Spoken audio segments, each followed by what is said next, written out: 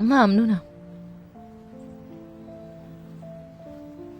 خیلی جذابه، خیلی هم مهربونه، فکر همه جا رو کرده. غذا، رقصیدن، بهم میگه عزیزم.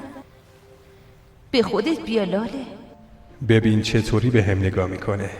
لاله یه روزی ازم میخوای که ببوسمت. بهت خوش میگذره؟ گرم شدم. شب خیلی خوبی بود. خوشحالی؟ خوشحالم.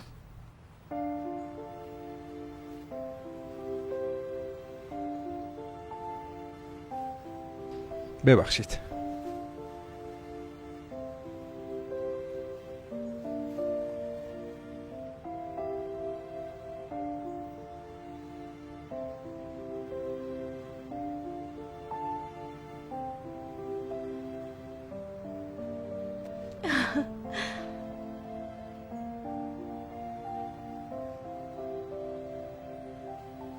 لاله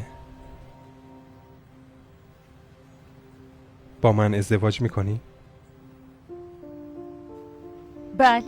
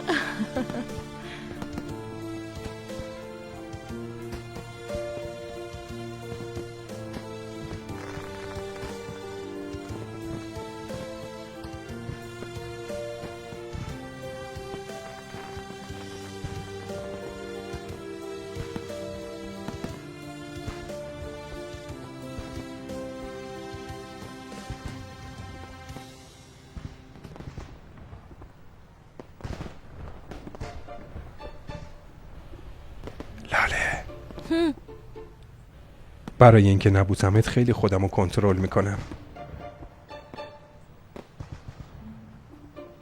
چون که بهت قول دادم و از زیر قولمم نمیزنم.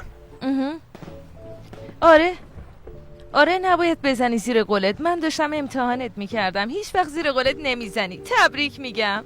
آفرین، سر حرفت بودی. دمت گرم. ممنون، خواهش میکنم. این لحظه ها رو تبدیل به خاطره نکنیم. خیلی خوبه. خاطره موندگاره.